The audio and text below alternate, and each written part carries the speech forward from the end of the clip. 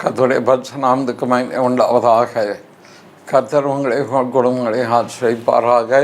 இன்றைக்கு தியானிக்கும்படி எடுத்துக்கொண்ட வேத பகுதி எபிரேயருக்கு எழுதப்பட்ட நிருபம் 2ஆம் அதிகாரம் 18ஆம் வசனம். ஆதலால் அவர்தாமே சோதிக்கப்பட்டு பாடுபட்டதினாலே அவர் சோதிக்கப்படுவர்களுக்கு உதவி செய்ய வல்லவராய் இருக்கிறார். உதவி செய்ய வல்லவராய் இருக்கிறார். ஜெபிப்போம். கிருபையின் நல்ல தகப்பனே, இந்த வார்த்தைக்கு முன்பாக வருகிறேன். இந்த கிருபையின் கீழ் வைத்துக்கொள்ளும். உடைய ஜனத்தை ஆசீர்வதித்தரும். இயேசுவின் மூலம் பிதாவே, ஆமென்.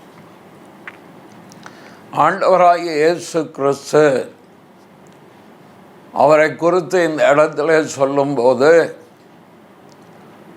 அவர் சோதிக்கப்பட்டு பாடுபட்டார். ஆகவே அவர் சோதிக்கப்படுவதற்கு உதவி செய்ய வல்லவராக இருக்கிறார். உலகத்தில் மனித வாழ்க்கையில் மனிதனுக்கு அவ்வப்பொழுது உதவி தேவையாக இருக்கிறது. இந்த உதவி என்பது ஒரு மனிதனுக்கு இன்னொரு மனிதனிடத்திலிருந்து உதவி வர வேண்டியது இருக்கிறது. சில சூழ்நிலைகளின் நடுவில் மனித உதவிக்கு அப்பாற்பட்டு தெய்வீக உதவி மனிதனுக்கு தேவையாக இருக்கிறது. ஆனால் தான் தெய்வ நம்பிக்கை உடையவர்கள் தங்களுடைய மத கோட்பாடுகளுக்கு உட்பட்டு அவர்கள் தேவனுடைய உதவியை அல்லது சகாயத்தை தேடியவர்களாக இருக்கிறார்கள். தங்களுக்கால் முடியாத ஒரு இக்கட்டான நிலைமை வரும்போது அல்லது நெருக்கப்பட்ட ஒரு நிலைமை வரும்போது அல்லது மனிதர்களால் கைவிடப்பட்ட ஒரு நிலைமை வரும்போது அவருடைய வாழ்க்கையில் அங்கலாய்ப்பும் வேதனையும் கஷ்டமும் துயரமும் வரும்பொழுது தெய்வத்தினுடைய உதவியை தேடுவதாக இருக்கிறார்கள். அவ்விதமாக தன்னுடைய வாழ்க்கையில் அங்கலாய்ப்போடு கூட இருந்த வாழ்க்கையில் இனிமேல் நம்பிக்கையற்ற இல்லை என்று இருந்த ஒரு பெண்மணியின் வாழ்க்கையிலே கர்த்தர் இடைப்பட்டு உதவி செய்கிறவராக அவர் காணப்பட்டார். ஆதியாகமம் 16ஆம் அதிகாரத்தில் 11ஆம் வசனத்தில், பின்பும் கர்த்தருடைய தூதனானவர் அவளை நோக்கி, நீ கர்ப்பவதியாய் இருக்கிறாய், ஒரு குமாரனை பெறுவாய், கர்த்தர் உன் அங்கலாய்ப்பை கேட்டபடியினால் அவனுக்கு இஸ்மவேல் என்று பெயரிடுவாய் ஆக. ஆண்டவர் உன் அங்கலாய்ப்பை கேட்டபடியினால், அங்கலாய்ப்பு என்றால் வெளியே சொல்ல முடியாதபடிக்கு, வாயிலே வார்த்தைகள் வராதபடிக்கு இருதயத்திற்குள்ளே வைத்து அங்கலாய்த்து, இதை யார் பார்ப்பா, யார் எனக்கு உதவி செய்வான், என் வேதனைக்கு என்ன தீர்வு கிடைக்கும், என்னுடைய புருஷனும் என்னை கைவிட்டு விட்டாரே, என்னுடைய வாழ்க்கை எதிர்காலம் எப்படி இருக்கும், நான் புகுந்த வீட்டில் எனக்கு நிம்மதி இல்லை, சமாதானம் இல்லை, எனக்கு கொடுமையான சூழ்நிலை இருக்கிறதே என்று சொல்லி அந்த வீட்டை விட்டு ஓடிக்கொண்டு தன்னுடைய பிறந்த வீட்டை நோக்கி ஓடிக்கொண்டிருந்த ஆகாரை ஆண்டவர் இடைப்பட்டார். கர்த்தர் இடைப்பட்டார். ஆண்டவர் இடைப்பட்டு அவளை பார்த்து, ஆகாரே நீ எங்கே போகிறாய் என்று கேட்டார். தெய்வம் நம்மளை விசாரிக்கிறவர். ஆண்டவன் நமக்கு உதவி செய்கிறவர். அவர் அவளை பார்த்து, நீ எங்கே போகிறாய், என் நாச்சியார், என் புகுந்த வீட்டை விட்டு நான் போய்கொண்டு இருக்கிறேன். என்று அவள் சொல்லும்போது தான் ஆண்டவர் அவளை விசாரிக்க ஆரம்பித்தார், உதவி செய்ய ஆரம்பித்தார்.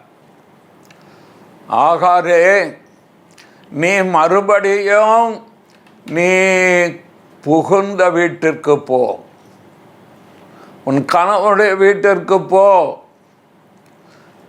அங்கே நான் உன்னோடு இருந்து உன்னை ஆதரிப்பேன் என்கிற பட்சத்தில் அவள் அந்த வார்த்தைக்கு கீழ்ப்படிந்து மறுபடியும் ஆபிரகாமுடைய வீட்டுக்கு போனாள்.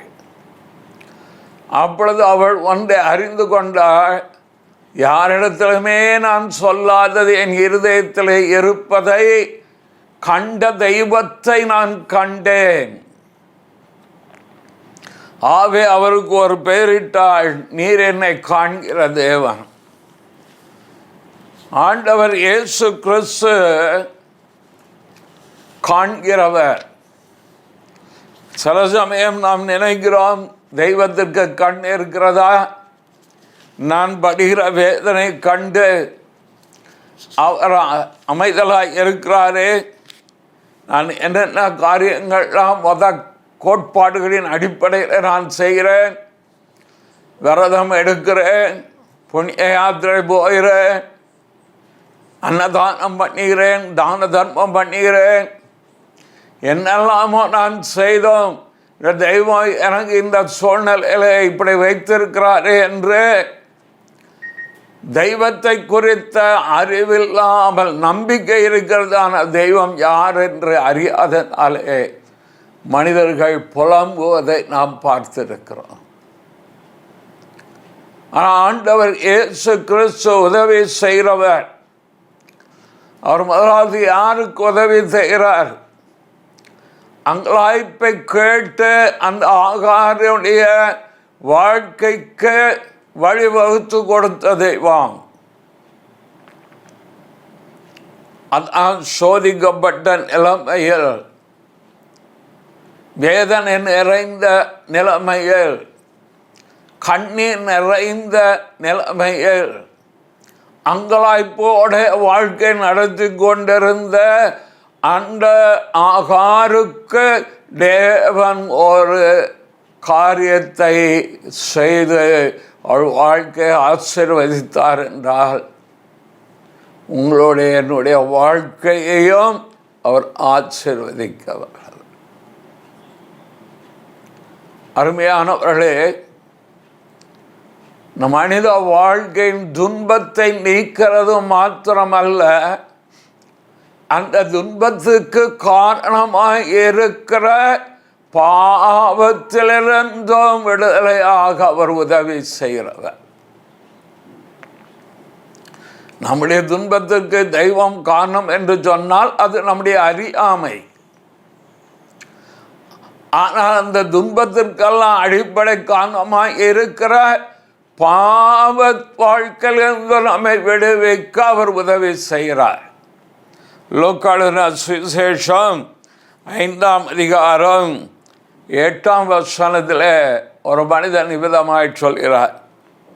சீமோன் பேதுரு அதை கண்டு இயேசுவின் பாதத்தில் விழுந்து, ஆண்டவரை, நான் பாவியான மனுஷன், நீர் என்னை விட்டு போக வேண்டும் என்றான். ஒரு பெரிய அற்புதத்தை கண்டவுடனே அந்த பேதுரு ஆண்டோடைய பாதத்தில் விழுந்து, நான் பாவியான மனுஷன், என்னை விட்டு போக வேண்டும், நான் இதற்கு தகுதி உள்ளவன் அல்ல, இதற்கு நான் பாத்திரன் அல்ல, என்னுடைய வாழ்க்கையில் எப்படிப்பட்ட உதவியை செய்வதற்கு நான் பாத்திரன் அல்ல. அதுக்கு முந்தின பகுதியிலே பார்க்க முடியும். ஆண்டவரே தாங்க ஒரு அற்புதம் செய்கிறார். எப்படி ஆகாவுடைய அங்கலாய்ப்பை கேட்டு அவளுக்கு உதவி செய்தாரோ, அவருடைய பிரச்சனைக்கு ஒரு தீர்வை உண்டாக்கி அவள் வாழ்க்கையை ஆசீர்வதித்து அவளை வாழ வைத்தாரோ, அதே போல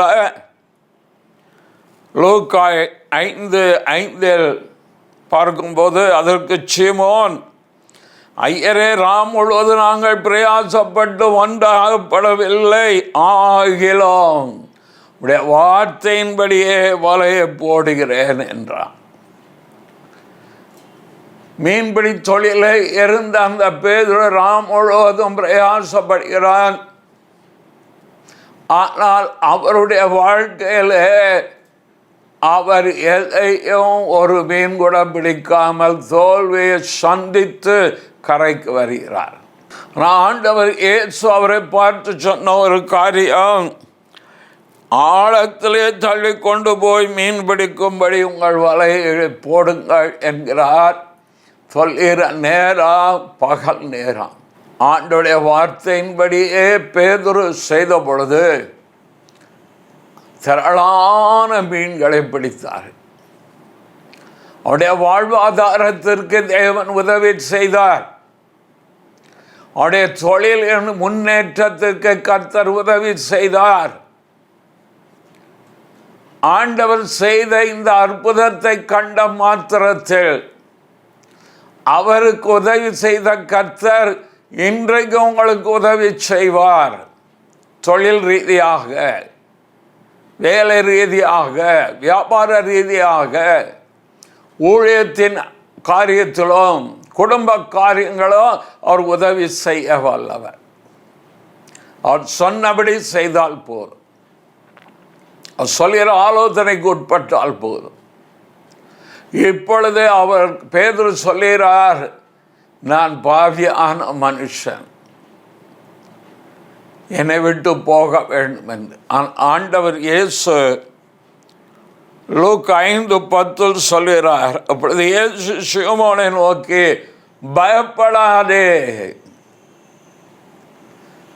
ஒரு பாவி என்று சொல்கிற மனிதனை பார்த்து ஆண்டவர் சொல்கிறார், ரட்சக பெருமாள், பயப்படாதே, நீ பாவத்திலே அமிழ்ந்து போவது இல்லை. பாவத்தினாலே உங்கள் வாழ்க்கை நீர் கெடுத்து கொள்ள போவது இல்லை. காரணம், அந்த பாவத்திலிருந்து ரட்சிக்கும்படி நான் இந்த உலகத்திற்கு வந்திருக்கிறேன். அதே லூக்கா 5:32 நீதிமான்களை அல்ல பாவிகளை மனம் திரும்புவதற்கு அழைக்க வந்தேன் என்றார். நீதிமான்கள் என்று தங்களை நினைத்து கொண்டிருக்கிறவளை அல்ல என்று லூக்கா 18 அவர் சொல்கிறார். பாவிகளை மனம் திரும்புவதற்கு தான் நான் வந்திருக்கேன், உன்னை தேடிதான் நான் வந்திருக்கிறேன். அற்புதத்திலே பெரிய அற்புதம் பாவ மன்னிப்பை பெறுவது. சுகத்தை பெற்றுக்கொள்ளலாம், ஒரு வேலையை பெற்றுக்கொள்ளலாம்,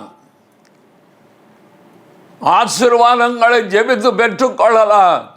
அதை விட மேலான ஒன்று ரட்சிப்பை பெறுவது, ரட்சண்யம், பாவ மன்னிப்பு. அதுதான் கிறிஸ்து பாவியை பார்த்து, பயப்படாதே, உன்னை ரட்சிக்கும்படி நான் உன்னோட இருக்கிறேன், உன்னை விடுவிக்கும்படி நான் உன்னோடு இருக்கிறேன், உனக்கு உதவி செய்யும்படி நான் உன்னோடு இருக்கிறேன், உடையான சேற்றிலிருந்து உன்னை தூக்கி எடுக்கும்படி நான் உன்னோடு கூட இருக்கிறேன். பாவ குழியிலிருந்து, படுகொலியிலிருந்து உன்னை தூக்குவதற்கு தான் நான் பல்லோத்திலிருந்து பூலோகத்துக்கு வந்தேன், பாதாளத்துக்குள் இறங்கிறேன், முண்டான உயிர்த்தொழுது இந்த உயிரோடு இருக்கிறேன். ஏற்றுகிறது நேற்றும் இன்றும் என்றும் மாறாத ஒரு ரட்சகர். இந்த ரட்சிப்பு இன்றைக்கு உங்களை தேடி வருகிறது. இந்த ரட்சண்யம் உங்களை, உங்கள் குடும்பத்தை தேடி வருகிறது. அற்புதம் நடக்கும், சுகம் கிடைக்கும், விடுதலை கிடைக்கும். ஆனால் பாவ மன்னிப்பு, மறுபிறப்பு, நித்திய ஜீவன், அது கிறிஸ்து இயேசுவின் மூலம் மாத்திரம் தான் நடக்கும். அப்பொழுது பேதுரு ஒரு தீர்மானம் பண்ணினவராக, இயேசு கிறிஸ்துவையே குருவாக ஏற்றுக்கொண்டு அவரை பின்தொடர அதே தீர்மானத்தை இன்றைக்கு எடுங்கள். என் வாழ்க்கை இயேசுவுக்காக வாழ்வேன் என்ற ஒரு ஆழ்ந்த தீர்மானத்திற்குள் வாருங்கள். கிறிஸ்து உங்கள் வாழ்க்கையிலே சமாதானத்தை தருவார், விடுதலை தருவார், நித்திய வாழ்வின் நம்பிக்கை தருவார், தெய்வீக உறவோடு வாழுவீர்கள். ஆண்டவர் ஏற்று ஜீவிக்கிறார், உதவி செய்வார், பாவிகளுக்கு உதவி செய்வார், பாவ வாழ்க்கை விடுவதற்கு உதவி செய்வார், சமாதானத்தோடு வாழ உதவி செய்வார். கர்த்தர் உங்களை ஆசீர்வதிப்பார். ஜெபிப்போம். நல்ல பிதாவே, நன்றியோடு சோதரிக்கிறோம். உதவி செய்ய வல்லவர் ஆண்டவர் ஏற்று எனக்கு உதவி செய்திருக்கிறேன், என்னை ரட்சித்து இருக்கிறேன், பாவத்திலிருந்து விடுதலையாக்கியிருக்கிறேன், நித்திய ஜீவன் நம்பிக்கை தந்திருக்கிறேன். இதே இந்த வார்த்தை கேட்ட ஒவ்வொருவரும் மேல் வந்து இறங்குவதான். கிறிஸ்து இயேசுவின் மூலம் பிதாவே. ஆமென், ஆமென்.